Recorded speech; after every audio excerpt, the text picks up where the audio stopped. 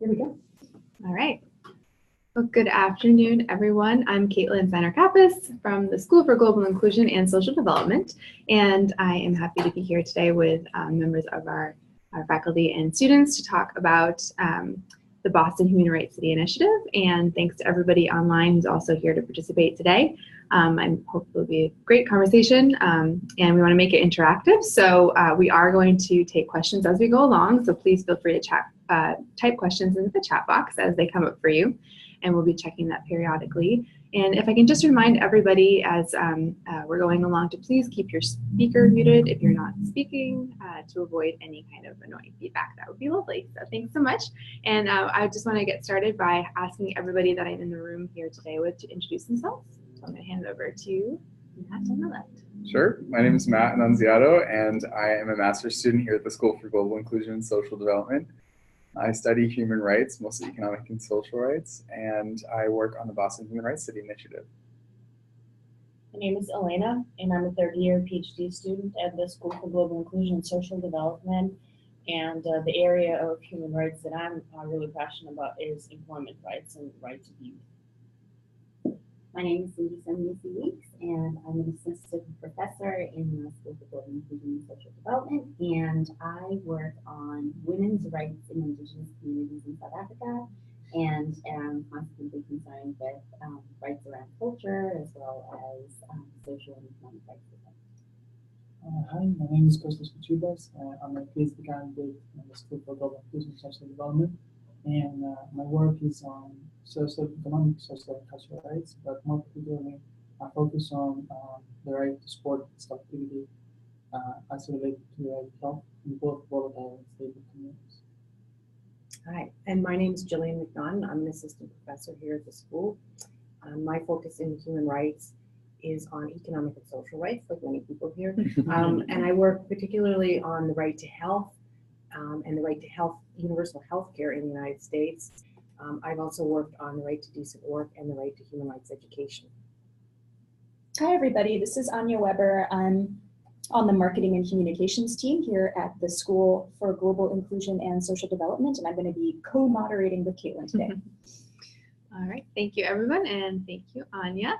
So I thought that we could kick off today's panel with just kind of talking a little bit about the term human rights. It's a pretty broad topic, as everyone's probably aware of, and it probably means something a little different to everyone depending on where you're coming from. But so I thought that would be a good question for us to start with. So here at the School for Global Inclusion and Social Development, when we talk about human rights, what are we talking about? Okay. So since it's the School for Global Inclusion and Social Development, many of the rights that we focus on here are related to social development. So that's why I think you've heard from many people here, they work on economic and social rights. And in the United States, I think most people are familiar with civil and political rights like freedom of speech, the right to an attorney in a criminal trial, freedom of religion, freedom of association, prohibition against torture, right to life. But few people are as familiar with economic and social rights, which includes the ones that we have been talking about today. Those are the right to decent work, the right to social protection, the right to health, the right to education, the rights to benefits of science, all kinds of labor rights as well, and the right to sport. So because these economic and social rights match up more with the mission of the school, that tends to be our focus in terms of human rights. But there's certainly across the university many other ideas of human rights. Ours is really based on the International Bill of Rights that comes from the United Nations General Assembly and the human rights treaties that they have adopted and countries around the world have ratified. But there's people working at much more theoretical level and much more grassroots levels as well at the university and at the school too. Yeah, and I guess I would just add that I think that the concept of human rights that we focus on here in the school is also very deeply sort of embedded in the notion of everybody has equal dignity. So everybody has equal worth. And so, in thinking about what human rights actually advance in society, it is a reflection of that equality, a reflection of the fact that everybody is valued equally and should be valued equally. And of course, human rights are an expression of that notion that, you know, everybody has rights inherently because of their humanity and because of the fact that they are of equal value and equal dignity. Thank you. So it's obviously, no matter where you're coming from, obviously a really important concept to be thinking about, especially the work we're doing here at the school. Something else that I know we hear a lot about is the Universal Declaration of Human Rights. And I don't know if everybody is familiar with that, but I thought we have it up on our screen actually, one of the articles there. So I thought that might be something else to talk about a little bit as well, just to educate our audience or engage with questions around that. Sure. As the Universal Declaration of Human Rights was adopted by the UN General Assembly in 1948, and it contains all of the rights that were later spelled out more clearly in the International Bill of Human Rights. So it's not legally binding, but it's a framework of rights for us to use when we really dig into our human rights work. And I think one of the main things that we can see in the Universal Declaration of Human Rights that's different from our Bill of Rights in the United States is that the rights that are contained in it don't just demand equality of opportunity where everyone is given the same opportunities, but it really, the rights that are contained in it, like the rights that Jillian mentioned earlier, really force us to think about equality of outcomes. So maybe giving more attention to groups that are most vulnerable or most marginalized. And I think that's a really important part of how the Universal Declaration of Human Rights informs all of our work here. So I just want to pause for a second. One of the participants said that she's having trouble hearing us. So I just want to check our sound preferences and make sure everything is going okay. Sorry for that. Sure. I'll follow This is a test for our outgoing sound. Okay, seems like everything's okay with the audio. Sorry for people who are having issues with it, and sorry for the interruption, everybody. Jillian, you were going to follow up to what Matt had been saying? Yes, the Universal Declaration of Human Rights, exactly as Matt said. I just wanted to mention also that it's been translated into more than 400 languages in the world, and I think is probably the most famous human rights document in the world, in part because it's available in so many languages and is really known in every country, probably much better than it's known in the United States. I think people in other countries are much more familiar with it than we are here. And it's really an amazing document that has stood the test of time and been a model for the national constitutions for really probably most of the countries in the world now, I would say. And so when you look at national constitutions, except the US one, which came long before the Universal Declaration of Human Rights, I think you will see a reflection of the rights in the Universal Declaration of Human Rights.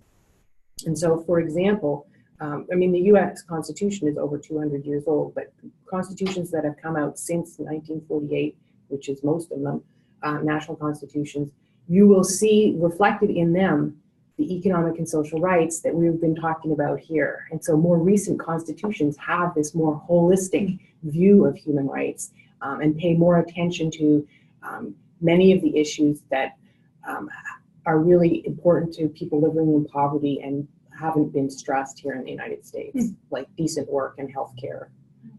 That's really interesting. So do you think you could talk a little bit more about why it hasn't been, I mean, I know we have a constitution in the US. Is that the primary sort of barrier to getting these concepts, you know, more familiarized within the U.S. context, or what are some other reasons maybe that it hasn't been adopted here to the extent in other countries?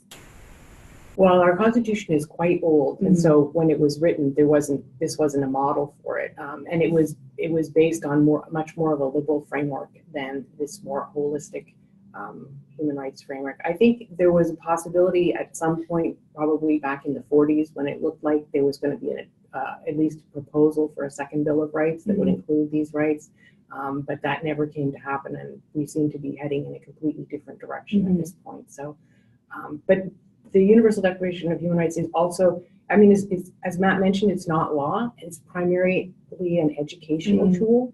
And that's really where it should be. More than in a constitution, it really should be in the school systems. And I think in many countries, it is part of the curriculum, but It's not in very many schools here in the United States, and I think that's what we would really like to see here in Boston, is that it should be in the school system and in other areas where we can use this as a basis for human rights education.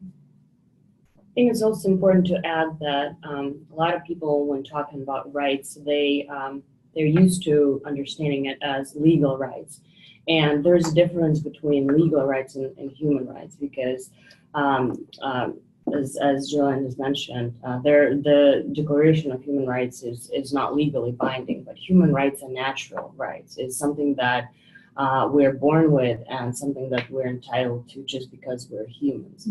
And so overall, just because something is legal doesn't necessarily mean that it's moral. And so the goal is for as many laws as possible out there are to be in line with the human rights and to be more moral than they really are right now. So that's the main difference. No, thank you. Okay, so let's talk about something that is, relevant to Boston, and that is what it means to be a human rights city in terms of, sort of what you're just saying, educating people about their rights, and anything else that's important to know about Boston as a human rights city. As we approach, today is the anniversary, is that correct? Yes. Yay, yes. anniversary. Yeah, that's true. Today is the anniversary. Well, a human rights city is one that it focuses on human rights education and human rights realization for all residents. And the movement of human rights cities started in Argentina and in Rosario, Argentina in the 1990s. And it's since spread all over the world. Washington, D.C. was the first human rights city in the United States, and Boston became a human rights city, on this day 7 years ago in 2011. So what does it mean when we talk about a human rights city? It means that we're a city that's trying to build a culture of human rights. That's actually part of the Boston Human Rights City Resolution, to build a culture of human rights in Boston. And Boston became a human rights city in 2011, so it's been 7 years. We're trying to do as much as possible to revitalize that mission and to do everything to make as many people as possible to know about it, to promote it. What I think is interesting about the Human Rights City movement is that it links grassroots local work with an international framework, and actually there's a coalition across the United States and then more broadly internationally, which holds a conference also each year, every second year, where people from around the world get together, and they also have them every 2 years in the United States, where the different human rights cities get together here. So it's an interesting framework that works both at local, national, and international levels. It was started right after the World Conference on Human Rights in 1993 in Vienna, and out of that, a group called the People's Decade for Human Rights started this movement to promote human rights education around the world. And in Boston specifically, can you talk a little bit about how that initiative, some of the work that went into becoming a human rights city in Boston, and what that process was like? I know some of you were involved. Not that early, we weren't involved. Okay. Later on, we became involved. So at the very beginning, it actually started because the American Sociological Association was planning their annual meeting in Boston. And so some sociologists from other parts of the world contacted the PhD program actually at Boston College and asked them if they would be interested in helping them put together something on human rights that would be connected with that professional meeting. And 3 PhD students really took this up, and Amy Finnegan, Adam Saltzman, and Shelley White, and they got together with some local NGOs and some professors as well, but they carried out on their own a study about human rights in this greater Boston area, went around and asked different organizations about their use of human rights in the social justice work that they do. And this study was published a couple of years later. But in the meantime, they met a wonderful woman, Dottie Stevens, who was the director of an organization called Survivors, Inc. And she basically became the leader of this movement for Boston Human Rights City. Yes, and Dottie Stevens, alongside with Diane John and Debbie Ferretti, were the main group of women that really led this kind of movement towards becoming a Boston Human Rights City. So the interesting fact here is that all of those three women were they co-founded the Survival News and Survival Inc. organization, which actually was an organization, was extension of a graduate student organization here in West Boston, when those women were graduate students at the College of Public and Community Service. Those women start to mobilize the different local authorities here and city officials, and more particularly, they engage with the former city councilor Charles Yancey, and they decide to, or the city council actually Charles Yancey passed a resolution in the city council declaring Boston Human Rights City in 2011. And also, as part of this mobilization during that time, they created a human rights steering committee as soon as the resolution got adopted, and the committee was consisted of different organizations, academics, city officials, and they will make a decision about future actions. So one of those actions was the Color of Water campaign. Back then, that was with the support of global mass action organizations who's the people who initiated that campaign were currently collaborating with Dorothea Manuela and Suren Liar.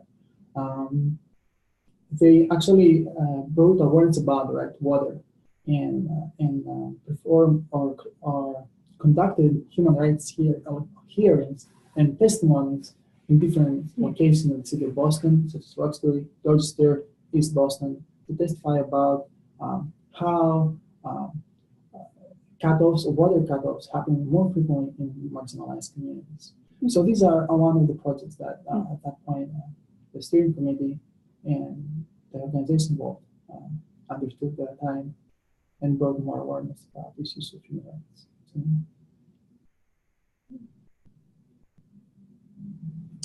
unfortunately, Dottie Stevens passed away not that long after the resolution was passed, and so there was a lot of movement in the year or two after that.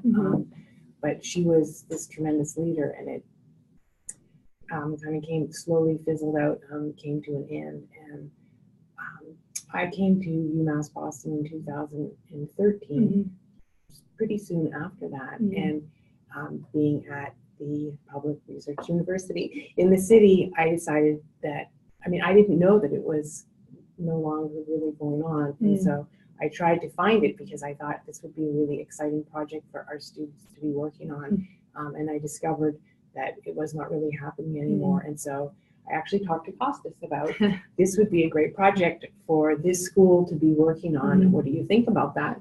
And he was quite excited about the idea. And we contacted Shelley White because I had this article that she had co-authored and how I learned about the project. And so we actually met with her. I had dinner one evening and met her a couple of other times as well. And she passed along all the information, her contacts, and that she had. And Costas and I decided to see what we could do with this. And so he actually started his own research project, following in her footsteps and her colleagues' footsteps. You want to talk about your project? Sure. And also to add, as Dr. McCall said about one of the reasons that the initiative of the Boston County Human Rights City kind of seized, it was because we have also some leading organizations, they stopped to exist anymore. And also the fact that some of the problems was lacking the resources to take on those issues, and also that there was a lack of human rights methodology specifically. So these are more like some of the reasons that resulted to the end of this kind of effort at the moment. So in terms now, knowing that after talking with Shelley White and knowing what the state is of the Boston Human Rights City and the steering committee, we decided our intention was, through my capstone, was to understand what is the awareness of the Boston organizations here in the city about the Boston Human Rights Resolution, if any awareness, right?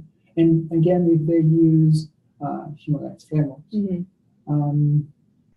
But the actual goal was that to engage and to reach out to community organizations so we can kind of revitalize this process of collaboration with community organizations, city officials, and academics. Based out of those interviews and communication with different organizations, we organized 2 community meetings here at the school. And last September, we also organized a community meeting at Cuento Cinco, which is again, the organizers of these organizations are Dorothea Manuel and VR, which is like a collective platform of different community organizations and individuals. So we organized a community meeting there, and we decided to give this name that we call it Boston Human Rights Initiatives, and also to create the new Human Rights Steering Committee. So the steering, this Boston Human Rights City Initiative is actually less than a year old. We just started this last year. Exciting. And of course, one of the first projects, besides the organizing these people and trying to get together and figure out what we want to do, was to raise money. So that's what Cindizo and I have been doing. Is, you want to talk a little bit about the grant? Sure. So Jillian and I wrote a grant application to the UMass Boston Healy grant, and we were fortunate enough to receive it. And that's supposed to support part of the work of what the Boston Human Rights City Initiative does. And Costas had referenced the fact that part of why the initial sort of iteration of the initiative had sort of fizzled out was because of funding constraints and the fact that actually you need a coordinator to ensure the capacity that is necessary to bring people together in meetings and, you know, do some of the programming sort of design, as well as kind of ensuring that people are kept informed in terms of what's going on. And so that was part of what we wanted to support through the grant. And so we are really pleased to have Matt as our coordinator for the program, for the initiative based on that grant support.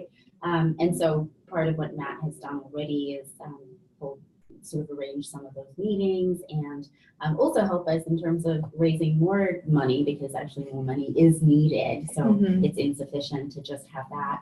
But at least this grant will support us being able to formalize the initiative more and be able to actually go out and start doing what the Boston Human Rights City Initiative is aimed to do, and that's sort of part of what the Human Rights City movement does, is educating people about the UDHR and ensuring that people know that they have these rights. And just thinking about the point that Elena made earlier about the fact that law and morality are not necessarily the same thing. And so even though people may not necessarily have legal entitlements to certain things, there are these movements around social justice movements that are advocating for people's moral rights and advocating for this notion that you know, we are all of equal moral worth. And so you know, people need certain things, and economic and social rights are very basic things that people need in order to ensure their capabilities and ensure that they actually do you know, have the opportunity to and the ability to actually realize the outcomes that are necessary to give them very basic subsistence and basic ability to be included and participate in society actively. So that's part of what we're doing. The other part of what the project supports, the grant supports, is reaching out to city council and establishing partnerships with you know, people who are in city council and ensuring that they themselves actually are aware of the resolution, because even though it's a city resolution, it doesn't necessarily mean that, you know, all of the city knows that actually this is a commitment that Boston has made. And so we want to raise awareness there and help them sort of think through ways that they can actually translate the resolution and use some of the frameworks and the thinking and resources and strategies and tools that have been created around human rights to advance some of the commitments that the city is already making in terms of wanting to make sure that racial inequality is obliterated, for instance. So that's some of what we're doing with respect to the grant-supported work. Another part of the grant is that we're documenting the work that we're doing as we go along so that there's a record of basically, I was going to say how to build a human rights city, but really our struggles to figure out how to make this work and bring this initiative alive and make it a vibrant part of, make human rights a vibrant part of Boston. And the important piece there also is the fact that actually the Boston Human Rights City resolution specifically says that the goal is also to make Boston a model for other cities. And so we think it's a really important part of supporting that objective is documenting how we're doing it and what works and what doesn't work so that other cities can have that as a resource to draw from. We have a question from one of our viewers asking, one speaker mentioned immigration. Does a human rights city, Boston, have any influence over improving immigration policy in Boston? Or is it simply idealistic and non-enforceable, like the UN Declaration of Human Rights, as another commenter mentioned?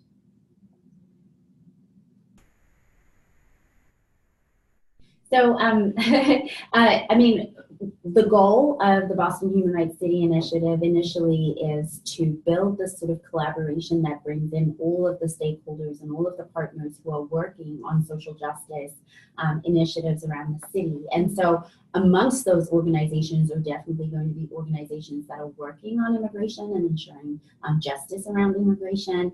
And in fact, this project is a transdisciplinary project, so the grant-funded project and all of the sort of documenting work that we're doing. It's a community-based participatory active research program. And we have Elena here who is very interested in immigration. And so, I would say that that component of the work is represented in our midst, and it's definitely something that's part of our thinking in terms of building the collaboration and ensuring that it actually is going to target the needs that people wanted to target. But the primary emphasis, and this is probably an important thing to say, is that the idea isn't that we do the work. The idea is that we facilitate, and support the work that's already being done with additional strategies and tools that we are aware of based on the human rights, sort of toolkit, as it were. And so,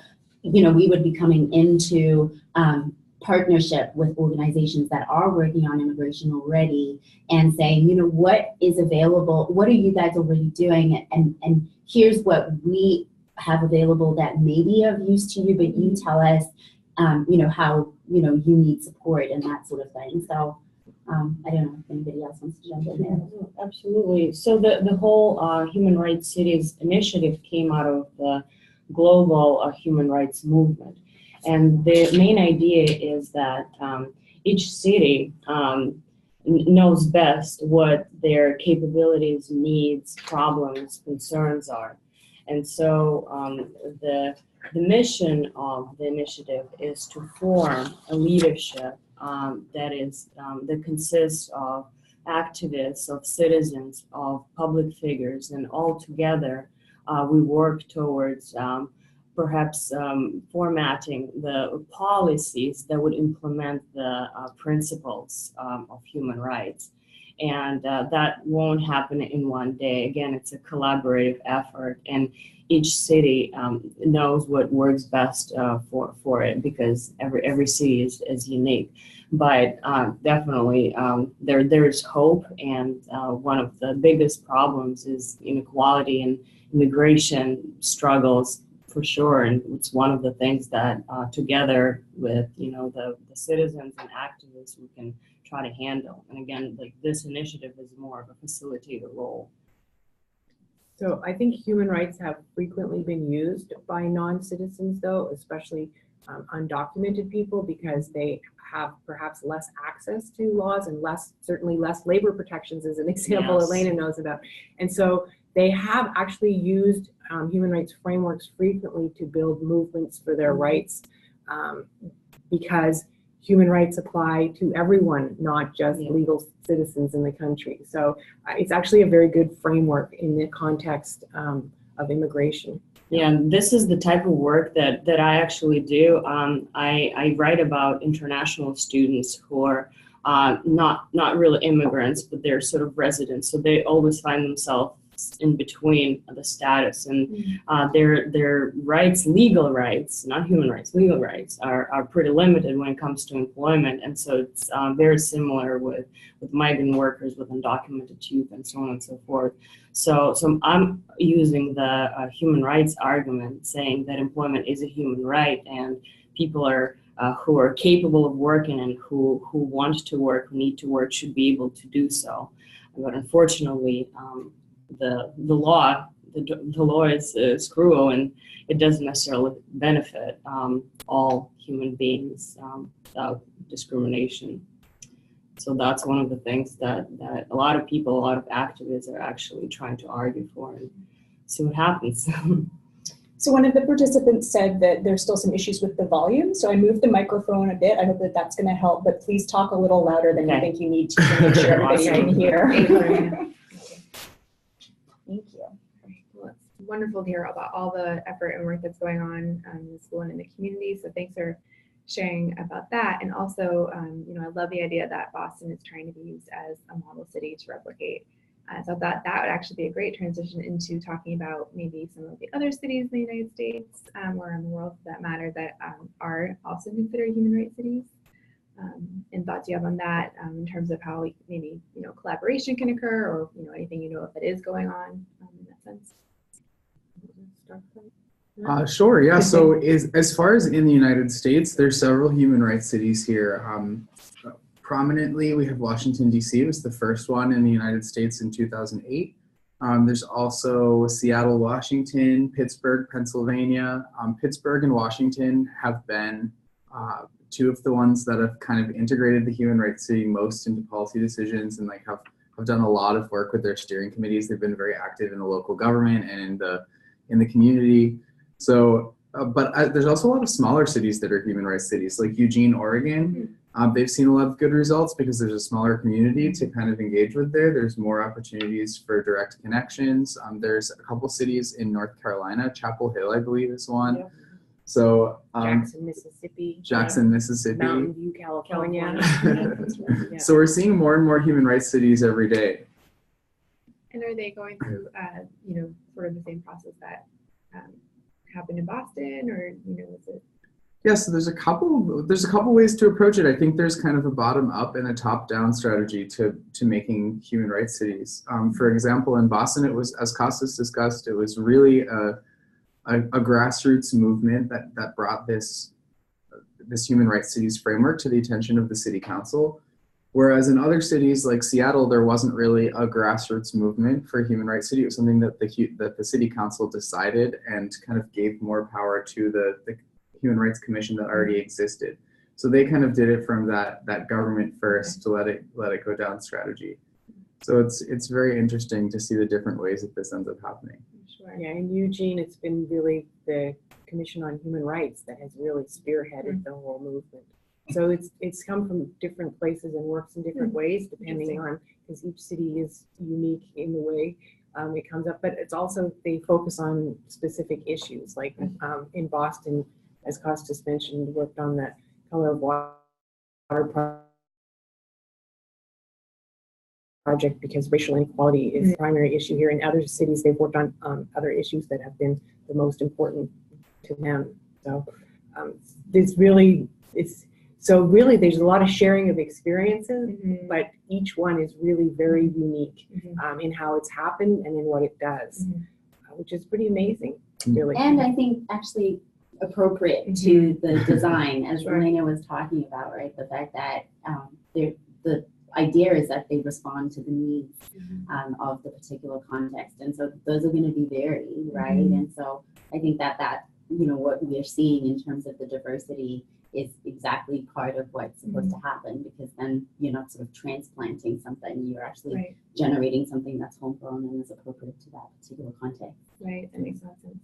So I think maybe 2 or 3 years ago, U.S. Human Rights Network, which is a coalition of a lot of different human rights organizations around the United States, brought together some of the human rights cities, and they actually have given us some space on their website for the Alliance of Human Rights Cities. And so many, probably most of the U.S. human rights cities are now listed on that page and have some of their documents and their contact information. And so you can get a hold of the various human rights cities through that webpage on U.S. Human Rights Network. And that also led to the coalition of being more formalized. So now we have this alliance of human rights cities, and they have a meeting every 2 years. The last one was in Washington, D.C., and actually Costas attended, I believe, right? And the next one will be in July in Jackson, Mississippi. But maybe you could tell us a little bit about the one you attended in Washington? Yeah. In that meeting in Washington, D.C., there are people, representatives from all over the human rights cities in the U.S. And they talk about the different issues that happen in that particular context in different cities throughout the U.S. and try to bring solutions. All solutions are to talk about next steps and how each city can be of support to another. And I guess, and this is like a really huge, it's a really important meeting that happened every 2 years because brings every city together and they get to learn from each other's practices, what worked, what didn't work, and so on. So. Great. I'm sorry. Go ahead. Oh, sorry, I wanted to touch on part of the question that we had a few minutes ago is about enforceability. So, there's differences from city to city also with that enforceability piece. So here in Boston, our Human Rights City Resolution isn't actually like legally binding. It's a lot like the UDHR, like you had mentioned on the chat. But we also, there's a few cities in the United States, including Jackson, Mississippi, and Eugene, Oregon, that are trying to incorporate human rights charters. So that's something that would be enforceable by like a city human rights commission. That's something that we have kind of as a goal in the future. But there's also, if you're looking for more information too about like a human rights charter that's been very successful so far, there's Montreal. It's not in the United States, but it's very close to here. And they have a really great charter of human rights. So that's a good resource to use. And I think something that other human rights cities in the US have actually used for inspiration. So those are some of the things that we would like eventually to get is a commission on human rights and a charter of human rights in Boston. So those would be long-term goals that we would have as well. And to follow up on that, as Matt said, also the aspirational nature of these documents is kind of a bit more intentional because the issues again are very different to the local context, and allow for human rights to be explored and to be reclaimed by the certain people who experience those human rights deprivations or violations. So it sounds like this is wonderful that it's being implemented in different cities, and of course, every city, like we're saying, has different contexts for which these rights need to be thought about. And I'm just curious, I guess, if seeing that this is something that's going on and there's a network, do you see this kind of growing in other cities throughout the U.S. and the country, or outside the country for that matter, in the next few years or decade, or what do you think, or what do you hope will be the outcome? Well, Canada has a museum of human rights. It was opened in 2014. I wonder, that would be great if we had that in the United States one day, right? So that's a goal. I mean, I think in terms of, this being a movement, right, I think that it is one that intends to expand. And so I think we see ourselves as participating in that because, to the extent that the Boston Resolution sets as a goal that we be a model, a sort of beacon, as it were, speaking of UMass Boston, then, you know, hopefully that will also contribute to encouraging other cities to see that it can succeed and it actually adds a lot of value. Even just in terms of giving everybody a uniform language in terms of which to speak about social justice and make claims to, you know, social justice, claims. And so I think that we think that it's a growing movement, and we want to contribute to its growth by making it seem attractive because of the successes that we also have here. So one thing I do want to add, because there seems to be quite a lot of emphasis on how it's not legally enforceable, is that it's true, you can't go to court, but there are actually international mechanisms that monitor the implementation of the Universal Declaration of Human Rights. And there's a process at the United Nations called the Universal Periodic Review. And this country has to go every 4 years before the Human Rights Council and explain how it has implemented the rights in the Universal Declaration of Human Rights and the human rights treaties that it's ratified. And this country has already reported twice.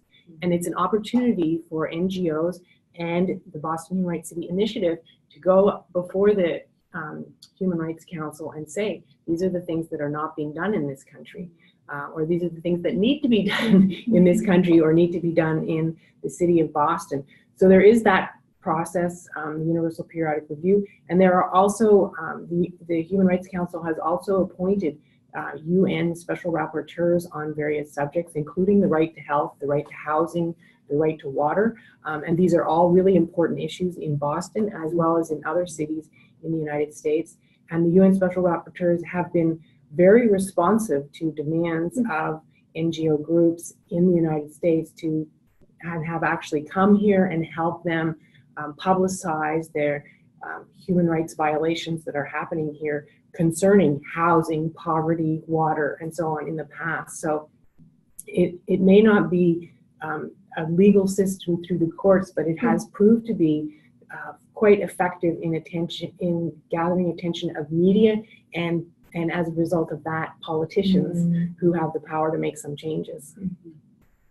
And I would like to follow up to what Dr. Missy Weeks and Dr. McNaughton said in terms of the United Nations mechanisms and how I think we want to see the movement in the future, right?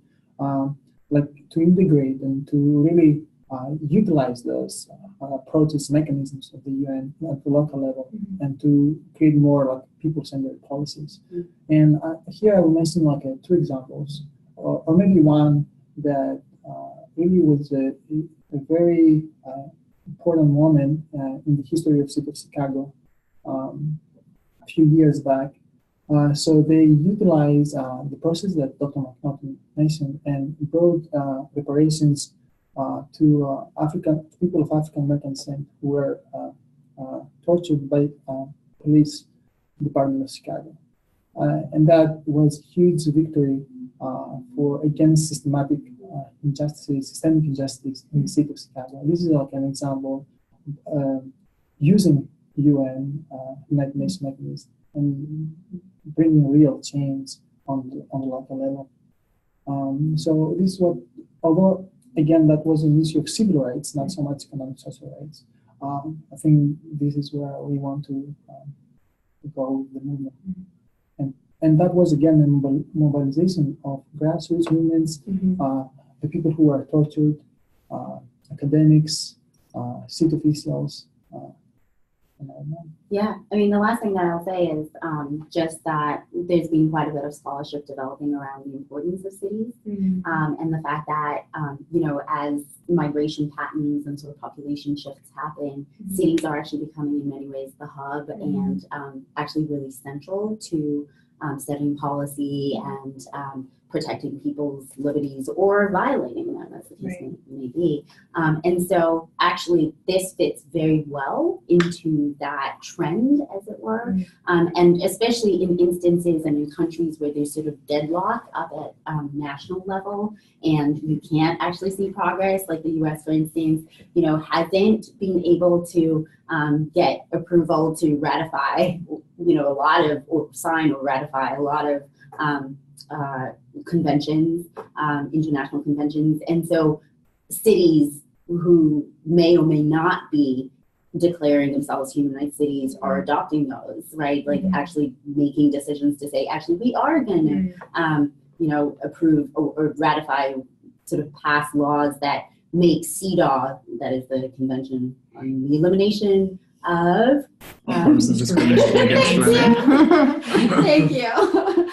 Yeah, you know, saying we're gonna make that enforceable here, right? And so that's not necessarily a mechanism by which, I mean, it's not like a sort of legal mechanism in the strict sense, but it is a legal mechanism in the sense that they're actually making a choice to say, we are going to make that law here, right? So I think that there are these other sort of movements around cities and rights that aren't strictly human rights cities, but are part of that sort of momentum of ensuring that rights become universalized in practice.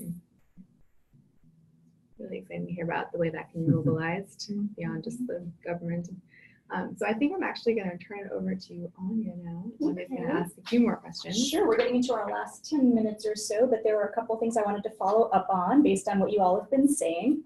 So, so we've heard a little bit about the history of the Boston Human Rights City Initiative. And so I'm wondering, Matt, I know that you've been a point person for that here at the school. So I'm wondering if you can talk a little more about specific things that the School for Global Inclusion and Social Development is doing for the initiative right now, and also anything that our partners might be doing. Yes, sure. So as Cindy mentioned, I was brought on as a coordinator for the project with grant funding that we got from recently in January, I guess. So Anna, Jillian, and Cindy both mentioned we're still kind of in this stage where, you know, Boston's a model for other human rights cities, but we're still trying to figure out what exactly that means ourselves. So I think a big part of the work that we've been doing lately is collaborating with students and faculty at the school here, and trying to build a movement and to deliver trainings to partners. So a big part of that includes a lot of students here at the school. So we you know, talk to organizations with whom we might have contacts through students, so that students have worked at. We're trying to build relationships with them and become closer with them so that we can then deliver trainings, which the students will also help facilitate. And those trainings are all kind of modeled on this, you know, almost a popular education kind of model, where we're talking to them and we're learning what they can, what help they need, what work they're doing in the community, and then we're also providing information on how to help them integrate human rights into that. So there's learning and there's teaching on both sides. I think that's really important. And so a lot of our partners are doing a lot of work related to racial and economic justice in Boston.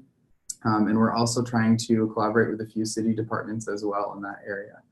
So right now we're kind of doing a lot of that outreach work, and students are very involved with that, including Elena, actually.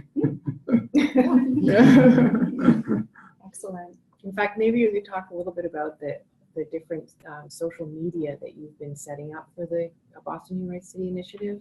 Well, yes. So we launched a website. The name is bostonhumanrightscity.org. So we're going to build more content there, but for now there's some basic information about who we are. There's also a Facebook page that we created, Facebook/Boston Human Rights City, and we have a Twitter account as well as Instagram. So it's all similar name, Boston Human Rights City. So as we go along, we have events, activities, we accrue more partners, we have more people join the initiative. We'll develop the website and social media further, and hopefully as many people as possible will find out about us and spread the word. Great. So I wanted to follow up a little bit with a remark that you made, Cindy, so earlier, where you were saying this isn't an initiative where we want to come and deliver human rights to Boston. This is an initiative, it's an education initiative, it's a kind of mobilization initiative. So I wanted to tie that into the idea of participatory action research, because I know that's a type of research that you've been involved in and many of the rest of us here also have. Could you talk a little bit about just what participatory action research is and how it might connect to some of what we've been saying? Sure. So, I mean, I guess if you sort of break it down, the first piece that's important is participation. And that actually resonates really well with the whole idea of human rights cities, is because they really do emphasize participation as a really key component. And then ensuring action, right? So wanting there to be action that's taken, that's informed by the participatory process, and is going to contribute to the research, even as it actually is a product of the research. And so it's almost like a virtuous circle, I guess, insofar as you're collecting data through what you do. And so what you do is actually partly the way in which you are doing the research, but then also then you're able to kind of, what you learn from that and what you write up, you then sort of turn into more information for what it is that you're doing in terms of the initiative. And so, you know, we're thinking of this as very deeply community-based participatory action research. And so that meaning that the action is driven by the community and it is largely done by the community. And so again, sort of re-emphasizing that idea of participation, ensuring that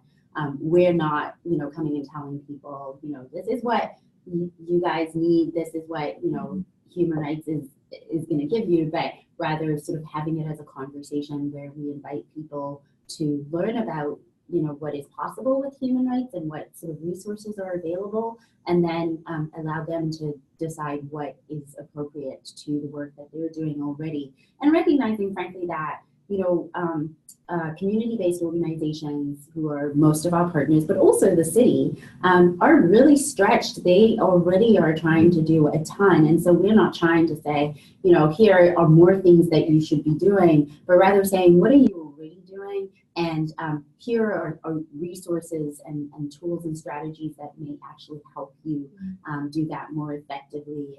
And so providing them with that toolkit, if you will, and then allowing them to do the analysis with us and decide what is appropriate for them to adopt and use and what's not. And then we learn through that process, and it's a shared learning experience, as well as a sort of mutual education experience at the same time. That sounds great, and it sounds like that really fits in with what you all have been saying in terms of customizing this this initiative or these goals around different communities' needs. So that's wonderful. We're going to be hearing from Caitlin in a few minutes about an exciting event coming up on May 3rd that is related to a lot of the human rights work that's going on at our university, University of Massachusetts, Boston. But before we get to that, Jillian, I was wondering if you can, I know that there's several different human rights related programs at the university. I was wondering if you could just run through briefly what those are. Yeah, sure. So in the last few years, we've created quite a few human rights programs here. It's quite exciting. The undergraduate programs now have a minor in human rights, which is in the Department of Women's, Gender, and Sexuality Studies. And so you can take the minor as an undergraduate. There's also now at the School for Global Inclusion and Social Development a post-BA certificate in human rights. And there is also, if you take the full master's degree in global inclusion and social development, you can do a concentration in human rights.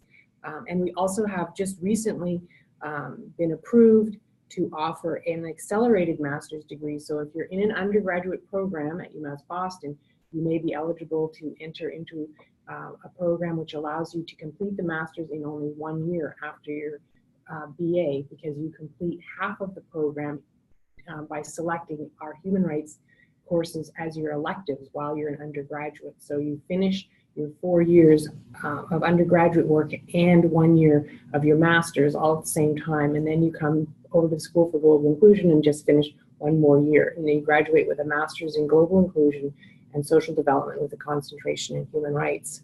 So that is brand new, but we also have a PhD program, and you can do a concentration in human rights in the PhD as well. So basically you can start from your very first year here at UMass Boston by taking an Introduction to Human Rights in your undergraduate degree, and you can go right through your PhD in human rights.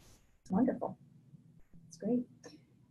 So Caitlin, I'm going to pass it back to you to wrap things up for us and to talk about the event that's coming up on May 3rd. Okay, well, thank you again, everyone, for your time and for sharing with us all the amazing work that's going on related to human rights at the university and in Boston and in other cities around the country and the world. It's such an important topic. That's why we're all here today.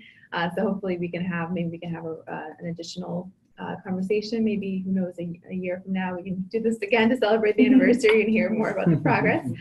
In the interim, we do have a really great event coming up. It's going to be on May 3rd from 4 to 6 p.m. at the UMass Boston campus, and it's open to our community at the school, but also external participants who might be interested in learning about all the expertise that's going on, all the projects and the wonderful work that's going on within the university and connected to our external communities. So there'll be a chance to engage with our students and professors and everybody else who's really dedicated to these human rights projects, and also the launch of a website that everyone's been working really hard on, so that there's a continuous resource available to be updated with everything you need to know about human rights that's going on and all the expertise there. So we encourage everyone to come and join us. And if you have questions about this, you can reach out to us via email. We can be reached at sgisd@umb.edu. That's SGISD@UMB, as in UMass Boston,